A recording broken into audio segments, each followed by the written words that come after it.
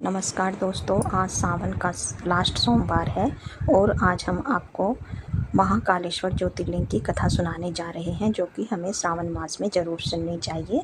अगर आपने सोमवार का व्रत रखा है तो इस कथा को ज़रूर सुनें। तो चलिए शुरू करते हैं। शुरू करने से पहले आप सभी से निवेदन है कि चैनल को सब्सक्राइब ज़रूर कर लें और वीडियो को लाइक और शेयर भी ज़रूर करें। तो चलिए शुरू करते हैं। उज्जैन की नगरी में राजा चंद्रसेन नाम का राजा राज्य करता था। वह भगवान शिव का परम भक्त था। शिवगणों में मुख्य मणिभद्र नामक गण उसका मित्र था। एक बार मणिभद्र ने राजा चंद्रसेन को एक अत्यंत तेजोमय चिंतामणि प्रदान की। चंद्रसेन ने इसे गले में धारण किया तो उसका प्रभामंडल तो जगमगा ही उठा, साथ ही दूरस्थ देशों में उसकी यश कीर्ति भी बढ़ने लगी। उस मणि को प्राप्त करने के लिए दूसरे राजाओं ने प्रयास आरंभ कर दिए। कुछ ने प्रत्यक्ष मांग की तो कुछ ने मणि को धारण करने की विनती की।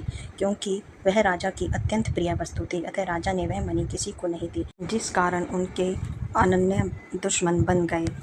कुछ राजाओं ने उन पर आक्रमण भी कर दिया, परंतु चंद्रसेन भगवान महाकाल के भक्त थे।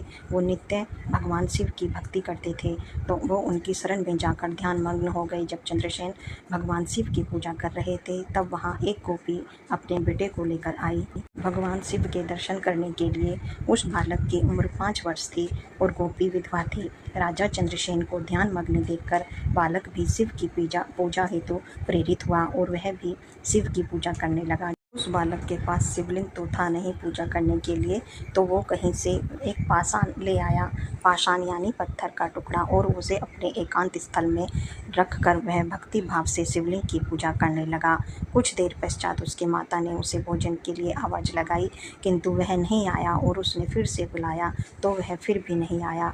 माता स्वयं बुलाने आई तो उसने देखा कि बेटा ध्यान मग्न अवस्था में बैठा है और उसकी आवाज़ नहीं सुन रहा है। तब क्रुद्ध होकर माता ने उस बालक को पीटना शुरू कर दिया और उसके स्वस्थ भोजन सामग्री को उठाकर फेंक दिया, और जो शिवलिंग उसने बनाए थे उनको पैर की ठोकर मारकर उसने दूर फेंक दिया। ध्यान से मुक्त होकर बालक चेतना में आया तो उसे अपनी पूजा को नष्ट देखकर बहुत दुख हुआ। फिर ही उसने ध्यान से हटकर अपनी आंखें खोली तो एक चमत्कार हुआ।